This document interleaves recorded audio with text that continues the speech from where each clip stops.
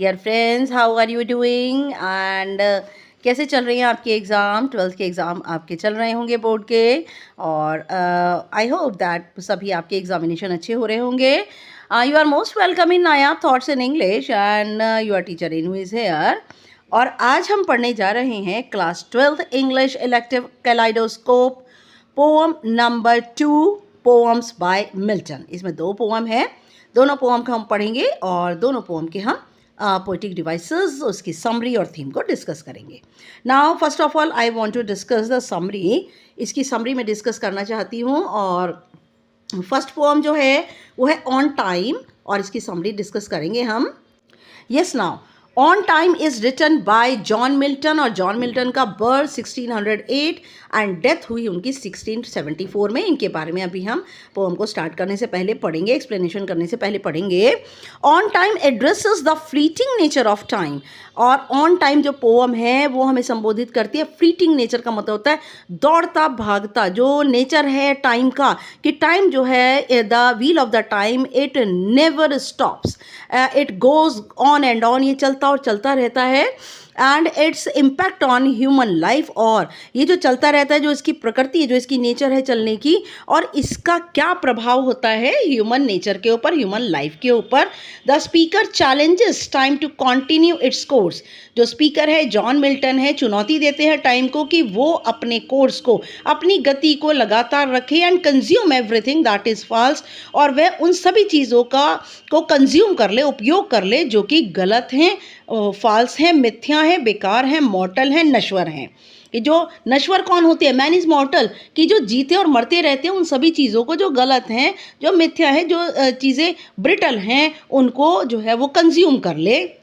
The poem reassures that time's efforts are in vain. और pome ये हमें विश्वास दिलाती है कि समय जो भी एफर्ट करता है वो सभी के सभी व्यर्थ हैं. As true joy and eternal goodness. और लेकिन जो बिल्कुल सच्ची खुशी होती है और जो अनंतहीन भलाई होती है, await in the realm of divine truth. और वह हमेशा से ही इंतज़ार करती है एक पवित्र सच्चाई के रीम के अंदर, पवित्र सच्चाई के एक क्षेत्र के अंदर जो है जो ट्रू जॉय होता है, एटर्नल गुडनेस होती है, एटर्निटी जो होती है वो हमेशा रहती है.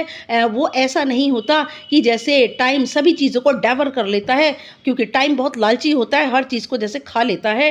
तो लेकिन जो हमारा ट्रू जॉय है और एटर्नल गुडनेस जो है वो हमेशा बनी रहती है. हमारा डिवाइन ट्रुथ, हमारी पवित्र सच्चाई हमेशा बनी रहती है. तो इसका जो थीम बनेगा that is the omni presence and omni potent of time. समय, ओमनी प्रेजेंस का मीनिंग हर जगह विद्यमान रहता है, ओमनी पोटेंट का मतलब हमेशा ही रहता है, और it is compare to a divine force. इसकी जो है तुलना डिवाइन फोर्स, पवित्र बल से की गई है. That is involve in every aspect of the natural world. और जो कि प्राकृतिक संसार में हर तरीके से रहता है, एंड ह्यूमन लाइफ, और ह्यूमन लाइफ के अंदर भी रहता है. लेकिन मैं आपको बता दूं कि जो डिवाइन ट्रूथ होता है, डिवाइन फोर्स है, ट्रू जॉय है, एटर्निटी है, they all are beyond the reach of time. ये सब के सब टाइम से बिल्कुल परे हैं. चाहे टाइम हर बुरी चीज़ को खा जाता है, लेकिन टाइम इनको टच भी नहीं कर सकता. Okay, now I am going to explain you the poem. Fly envious time. उड़ जाओ तुम दुष्ट समय, तुम उड़ जाओ, उड़ते रहो तुम. टिल दो रन आउट दाय रेस. जब तक कि तुम अपनी रेस में, अपनी गति में हार ना जाओ, तुम तब तक ना एनवियस टाइम उड़ते रहो, चलते रहो. Call on the lazy leaden stepping hours. जीवन में उन घंटों को बुलाओ जो बहुत धीरे धीरे बीतते हैं. लेडन स्टेपिंग आवर्स, वो धीमे धीमे बीतने वाले, एक एक कदम सोच सोच कर रखने वाले जो घंटे हैं ना, जो धीमे धीमे बीतते हैं, उनको बुलाओ और उन्हें भी तेज करो. whose speed is but the heavy plummet space. और उनकी जो गति है वो कैसी है? भारी. प्लमेट पेस क्या होता है? जो घड़ी होती है, घड़ी के अंदर पेंडुलम जो लगा होता है, उसके अंदर एक प्लमेट, एक जो है वो एक थोड़ा सा वजन सा लगा रहता है, जो कि घड़ी के जो पेंडुलम है उसको धीमे धीमे हिलाने के लिए रिस्पॉन्सिबल होता है. तो क्या कहते हैं? Whose speed is but the heavy plummet space.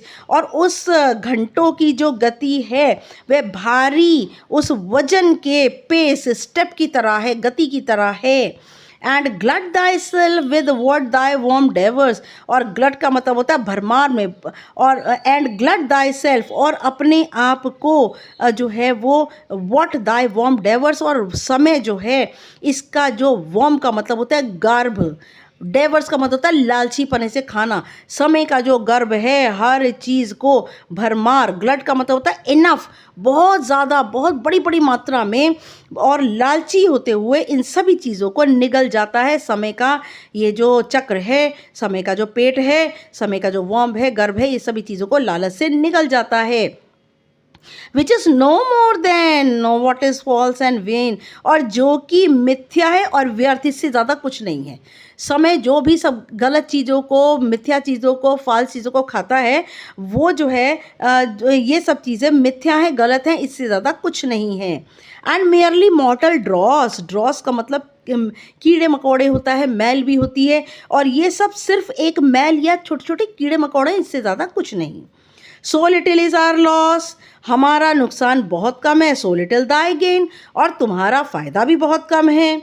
For when as each thing bad thou hast entombed, और हर बुरी चीज़ को तो तुमने दफना दिया। समय तूने, एंटॉम्ड का मतलब होता है दफनाना, किसी को कब्र के अंदर दफनाना, उसका मकबरा बना के दफनाना, और तूने हर बुरी चीज़ को तो, for when as each thing, हर एक चीज़ को जब तूने, जो कि बुरी है, दाउ हैस्ट, जो कि तूने एंटॉम्ड, उसे दफना दिया है। एंड लास्ट ऑफ ऑल, अब बुरी चीज़ों को तो तूने दफना दिया, और अंत में दाई ग्रीडी सेल्फ कंज्यूम्ड, और लास्ट में क्या होता है, लास्ट में तुमने जो भी जितनी भी greedy, and last of all thy greedy self consumed, और लास्ट में तुमने अपनी लालची आत्मा का को भी भस्म कर दिया है।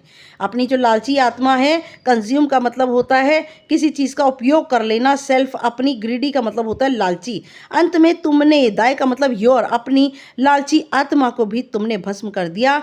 देन लॉन्ग एटर्निटी, और फिर उसके बाद में एटर्निटी क्या होती है, एटर्निटी बेटा it is a symbol of timeless unchanging realm, eternity प्रतीक है समय से परे, ना बदलने वाले जो क्षेत्र और शासन होते हैं, जो कि समय के हाथों से बहुत दूर होता है, एटर्निटी उसे कहते हैं। एटर्निटी होती है जो कि अनंत काल तक कोई भी चीज़ चलती है। तो जो एटर्निटी है, शैल ग्रीट आर ब्लिस, हमारे आनंद का स्वागत करेगी, हमारा जो आनंद है उसका स्वागत करेगी ये अनंत काल तक। एंड विद एन इंडिविजुअल किस, और एक एक व्यक्ति का किस, चूमना, यहाँ पर बेटा किस जो है that is the moment of pure personal Joy, और ये तब इंडिविजुअल किस, और तब एक एक व्यक्ति को एक ऐसा जॉय मिलेगा, ऐसे moment of personal, pure personal Joy मिलेगा, जो कि स्पिरिचुअल लव होगा। यहाँ पर किस जो है, the kiss is not meant to be so only a physical act but a metaphor for a deep love. यहाँ पर सिर्फ फिजिकल एक्ट नहीं है कि एक व्यक्ति दूसरे को चूम रहा है, फिजिकल एक्ट नहीं है, बल्कि ये एक गहरे प्यार का रूपक है। ठीक है, द किस it is the metaphor for a deep love, यहाँ पर मेटाफर है जो किस है, और तब हमें एक गहरा प्यार जो है उसका रूपक मिलेगा, आत्मिक प्यार हमें मिलेगा। And joy shall overtake us as a flood, और जो आनंद है, जो खुशी है, वो हम सबको बाढ़ की तरह घेर लेगा, सब आनंद हम पर बाढ़ की तरह छा जाएगा। When everything that is sincerely good, और जब हर एक चीज़ जो कि गहराई में अच्छी है, एंड परफेक्टली डिवाइन, और जो कि पूरे कुशल रूप में पवित्र है, विद ट्रुथ, वो सच्चाई के साथ, शांति के साथ और प्यार के साथ हमेशा चमकेगी, हमेशा चमकती रहेगी। जब समय का बुरा, जो एक समय ने बुरी चीज़ों को जो खा लिया है, उसके बाद एटर्निटी आएगी, पीस, परफेक्टली डिवाइन लव आएगा, ट्रुथ आएगा और गुडनेस आएगी और जॉय आएगा। और फिर क्या होगा कि about the supreme throne, throne होता है सिंहासन, ईश्वर को हम देख पाएंगे जो कि अपने सर्वोच्च, सुप्रीम थ्रोन का मीनिंग होता है हाई, जो अपने सिंहासन पर बैठा हुआ है उसे हम देख पाएंगे, of him it whose happy making sight alone. और जब हम उस सिंहासन को, उसके ऊपर बैठे हुए गॉड को देखेंगे तो उसको देखने से ही, जिसके सुखद दर्शन से, उसके दर्शन न करने से ही हमें इतना आनंद प्राप्त होगा जो कि एटर्नल होगा, जो कि अनंत काल तक चलेगा।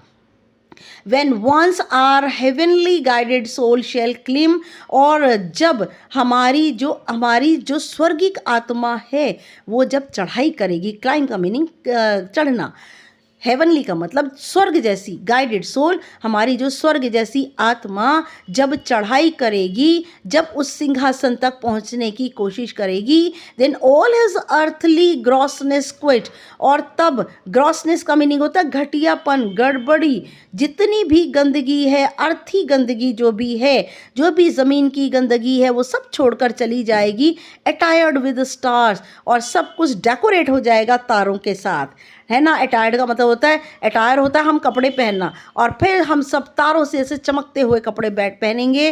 We shall for ever sit, हम हमेशा के लिए इस एटर्नल दुनिया में बैठे रहेंगे जहाँ पर पीस है, ट्रुथ और लव और जॉय है, ट्रिम्पिंग ओवर डेथ, और हम किस किस पर जीत हासिल कर लेंगे, डेथ पर, चांस का मतलब अपॉर्चुनिटी, संयोग पर, एंड दी ओ टाइम, और समय तुम पर भी हम जीत हासिल कर लेंगे।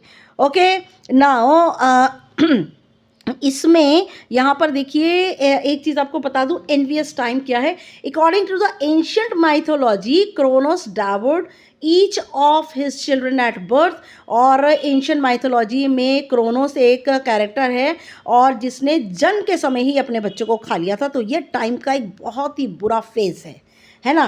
प्लॉमेट्स होता है lead weight whose slow mechanism activates the ticking mechanism in the clock, और एक हैवी वेट कोई चीज़ होती है जो कि घड़ी के पेंडुलम को टिक टिक करने वाली, जो पेंडुलम होता है उसके मैकेनिज्म को, उसकी मशीन को धीमे धीमे चलाती है जिससे पेंडुलम धीमे धीमे चले। ओके, अबाउट मिल्टन, मिल्टन के बारे में पढ़ लेते हैं हम। John Milton began writing poetry at the age of 10। John Milton ने अपनी पोइट्री, कविताएं लिखनी शुरू कर दी थी 10 साल की उम्र में। After finishing his formal education at Cambridge, और कैम्ब्रिज में अपनी फॉर्मल एजुकेशन, औपचारिक शिक्षा खत्म करने के बाद ही रेड ऑलमोस्ट एवरीथिंग अवेलेबल, उन्होंने लगभग सब कुछ पढ़ा जो कि लैटिन में, ग्रीक, इटालियन और इंग्लिश में अवेलेबल था, उन्होंने लगभग सब कुछ पढ़ा। He was the appointed Latin secretary where he worked so hard, और उनको जो है लैटिन सेक्रेटरी जो है वो अपॉइंट किया गया, वहाँ उन्होंने इतनी ज़्यादा सख्त मेहनत की दैट आई स्ट्रेन, आंखों पर बोझ पड़ने की वजह से, from years of late night reading, और वह रात के समय देर देर तक के वर्षों तक पढ़ते रहे, caused him to become totally blind at the age of 45, और 45 साल की उम्र में पूरी तरह से ब्लाइंड हो गए, अंधे हो गए। In the final years of his life, और अपनी ज़िंदगी के अंतिम वर्षों में उन्होंने लिखा थ्रू डिक्टेशन, डिक्टेशन के ज़रिए लिखा अपनी लाइफ के अंदर, लाइफ में लास्ट के ईयर्स में, paradise lost and paradise regained. इनकी जो दो जो है ये बुक आई हैं वो है paradise lost and paradise regained. Now I am going to the next poem on Shakespeare 1630। Okay, तो सबसे पहले हम इसकी जो है वो समरी को डिस्कस करेंगे, थीम को डिस्कस करेंगे। तो मैं आपको बता दूं कि on Shakespeare 1630 it is written by again John Milton. John Milton के बारे में मैंने स्टार्टिंग में आपको इनका इंट्रोडक्शन देना भूल गई थी, तो मैंने आपको इनका इंट्रोडक्शन जो है वो रीड कर दिया। तो सबसे पहले हम ये कहेंगे कि ये जो पोअम है on Shakespeare written by John Milton, it is Shakespearean sonnet.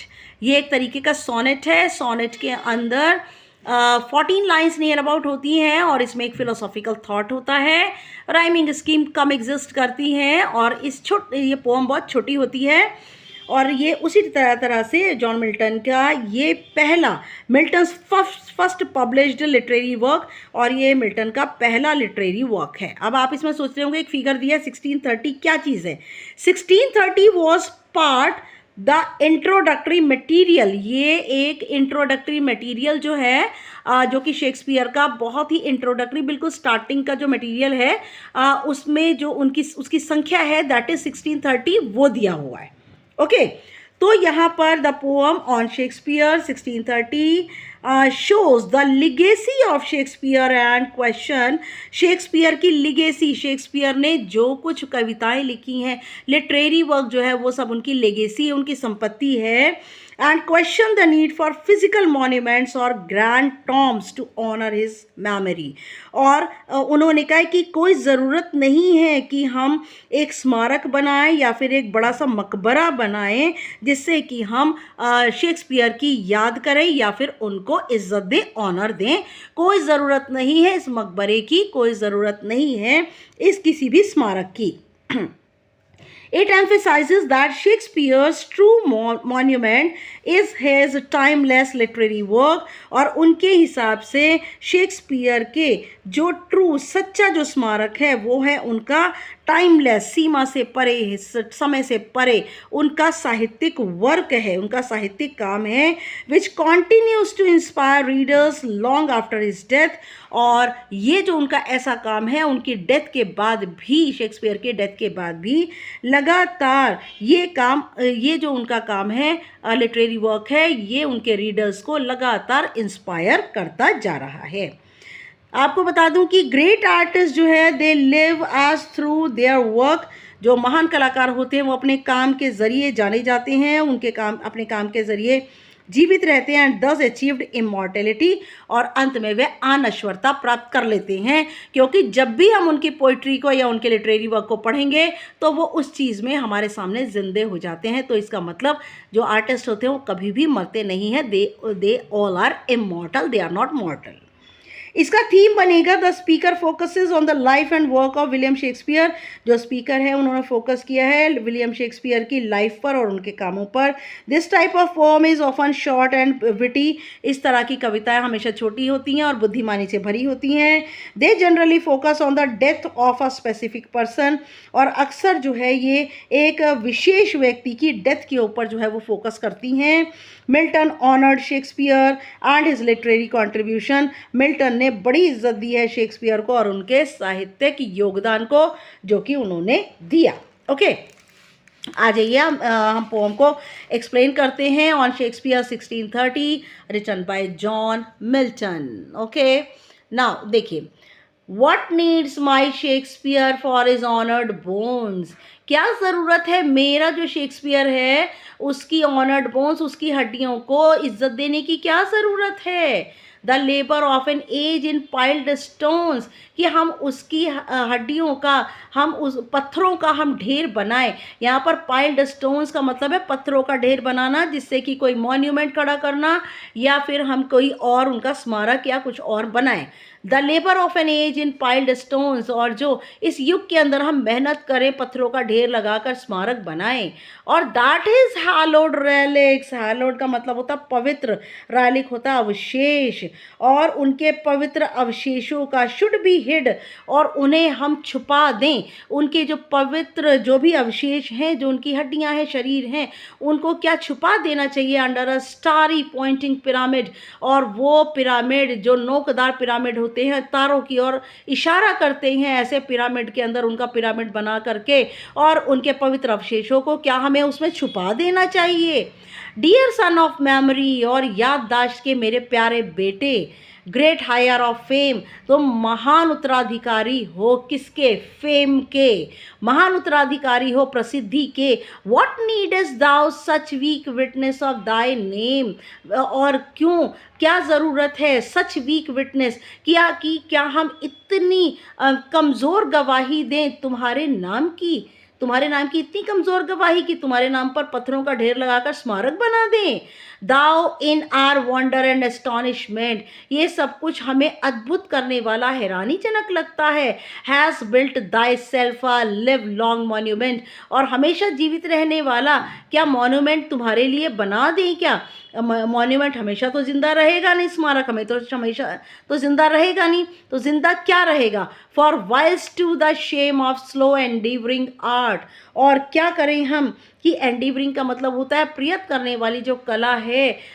For whilst to the shame, और फिर क्या हम शर्म महसूस करें, वो धीमे धीमे प्रयत्न करने वाली जो कला है उसके लिए हम धीमे धीमे प्रयत्न करें और हम शर्म महसूस करें। दे इजी नंबर्स फ्लो, और आसानी से ये सारी की सारी कलाएं जो है फ्लो हो जाएंगी, आसानी से ये सब की सब जितने भी हमारे प्रयत्न हैं मॉन्यूमेंट बनाने की, ये सब के सब फ्लो हो जाएंगे, ये सब के सब बह जाएंगे। एंड दैट ईच हर्ट, और तब हर एक दिल के अंदर hath from the leaves of thy unvalued book, और जब ये सब के सब स्मारक फ्लो हो जाएंगे, बेकार हो जाएंगे, समय का जो व्हील है वो इन सबको खा जाएगा, तब क्या होगा? हाथ फ्रॉम द लीव्स, और तब वो जो पत्तियां हैं उनके रूप में दाई अनवैल्यूड बुक, वो तुम्हारी बेशकीमती किताबें जो हैं तुम्हारी, दोस डेल्फिक लाइंस, डेल्फिक का मतलब होता है जो कि हमारे समझ से बाहर हैं, वो तुम्हारी पंक्तियाँ जो कि हमारी समझ से बाहर हैं, विद डीप इम्प्रेशन टुक, और तब वे पंक्तियाँ जब हम बार बार अपने दिल से उन्हें पढ़ेंगे तो वे पंक्तियाँ जो हैं हम इम्प्रेशन एक गहरा प्रभाव हम पर छोड़ेंगी। Then thou our fancy of itself bereaving, और तब हमारी जो कल्पना है वह शोक मनाएगी, किस बात का कि शेक्सपियर चले गए लेकिन उनकी मेमोरी, उनका लिटरेरी वर्क अभी भी हमारे सामने है। Now, dost make us marble with too much conceiving, और तब ये जो मार्बल है, make us marble, ये जो संगमरमर है, with too much conceiving, जिसके अंदर सारी अवधारणा है, सारे कॉन्सेप्ट हैं जिसके अंदर, and so sepultured in such pomp dost lie, और तुम अपनी कब्र में इन सच पॉम्प बड़ी खुशी से लेटे हो, तुम अपनी कब्र के अंदर बड़ी खुशी से लेटे हो। That kings for such a tomb would wish to die, और वह राजा, तुम एक ऐसे राजा बन कर के लेटे हुए हो, फॉर सच अ टॉम, एक ऐसे राजा के लिए एक स्मारक बनाना, वुड विश टू डाई, जो कि इच्छा करता है मरने की। एक वो शेक्सपियर, तुम वो राजा हो जो कि अपने टॉम्ब के अंदर आसानी से लेटे हुए हो, लेकिन तुम्हारे जो लिटरेरी वर्क हैं वो बहुत ही ज़्यादा इम्पॉर्टेंट है, लोगों के दिल में छपे हुए हैं। ओके, यहाँ आपको एक बात बता दूं कि इन पोअम के अंदर बहुत सारे कुछ ओल्ड इंग्लिश के वर्ड्स आए हैं, जैसे कि आपने दाओ, दाए, और यहाँ पर एक देखिए, यहाँ पर आपको बता दूं, देखिए यहाँ आए हैं कुछ वर्ड्स ऐसे आए हैं, देखिए यहाँ पे देखिए, मैं I am picking up my pen, और देखिए यहाँ पे आए, जैसे कि ये दाओ वर्ड आया हुआ है, दाए आया हुआ है, देखिए यहाँ पे कुछ ऐसे वर्ड्स आए हुए हैं, तो ये सब के सब ओल्ड इंग्लिश के वर्ड्स हैं। विल्स्ट आया हुआ है। अच्छा, कुछ वर्ड्स ऐसे हैं यहाँ, जैसे आपको बता दूँ, देखिए जस्ट अ मिनट, अनवैल्यूड जैसे ऑनर्ड है, और फिर आ जाइए यहाँ पर कुछ वर्ड्स ऐसे हैं, दैट इज़ कंसीविंग की स्पेलिंग देखिए कैसी है, सफलचर्ड देखिए कैसे लिखा हुआ है। तो ये जितने भी जो वर्ड्स हैं ना बेटा, ये सारे के सारे वर्ड्स, इनकी ये हिस्ट्री के लिंग्विस्टिक चेंजेस हैं, ये हिस्ट्री में भाषाई जो परिवर्तन होता है ये उसके ऊपर बेस्ड हैं।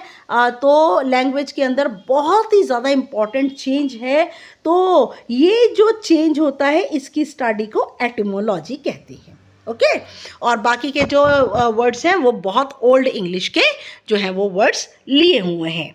नाउ इसके पोएटिक डिवाइसेस हम डिस्कस करते हैं। I am picking up my pen right now. ये देखिए यहाँ पर फ्लाई एनवियस टाइम, टाइम को एनवियस कहा है, तो फिर उसके बाद में आवर्स को जो है लेजी कहा गया है, that is personification, PERSONI, personification. Okay, फिर आइए नीचे आइए, प्लॉमेट पेस, ये है एलिट्रेशन, क्योंकि P और P की रिपीटेशन दी है। यहाँ पर वॉम्ब डाइवर्स वॉम्ब टाइम के का वॉम्ब शो किया है, दैट इज अगेन पर्सोनिफिकेशन। ठीक है, फिर आइए नीचे मेयरली मॉर्टल, दिस इज एलिट्रेशन क्योंकि एम और एम की रिपीटिशन है। यहाँ पर एंटॉम्ड एक बता दूँ लिंग्विस्टिक चेंज है, ये एंटॉम्ड जो है दैट इज लिंग्विस्टिक चेंज। फिर आइए ग्रीडी सेल्फ, ग्रीडी कहा है टाइम को, दैट इज ऑल्सो पर्सोनिफिकेशन। ठीक है, फिर आइए यहाँ पर देखिए यहाँ पर Joy, just a minute, Joy और ट्रुथ, पीस एंड लव, इन सबको क्या दिया हुआ है, कैपिटल्स में दिया है, तो again they all are personified. Okay, अच्छा नेक्स्ट आ जाइए, देखिए नेक्स्ट वाले पेज पर आइए, देखिए यहाँ पर soul shall, this is alliteration. Okay, फिर आ जाइए यहाँ पर attired with stars, attired again this is linguistic change.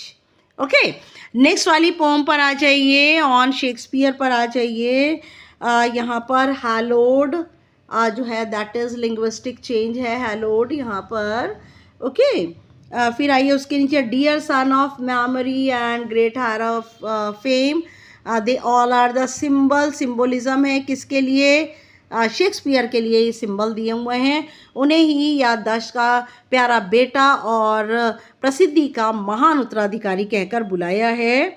फिर आइए नीचे आ जाइए, वीक विटनेस, डब्ल्यू की एलिट्रेशन है यहाँ पर, शेम ऑफ स्लो, ये देखिए एस और एस, ठीक है, और ध्यान दीजिए यहाँ पर एंडीवरिंग की स्पेलिंग ऑफ, ये एक लिंग्विस्टिक चेंज आप कह सकते हैं, this is a linguistic change, भाषाई जो है वो परिवर्तन है यहाँ पर। फिर आइए नेक्स्ट पर आइए, लास्ट में आ जाइए, लास्ट में वुड विश, देखिए would wish, just a minute, would wish alliteration W और सिफल्चर्ड और कंसीविंग, देखिए स्पेलिंग फ़र्क है, this is linguistic change. Okay, yes, thanks for watching my video and it is my humble request, this is my new channel, please like share subscribe करना बिल्कुल मत भूलिएगा, comment ज़रूर कीजिए कि आपको कैसा लगा वीडियो, इसमें और क्या चीज़ इंक्लूड होनी चाहिए। नेक्स्ट वीडियो तक के लिए good luck and good bye.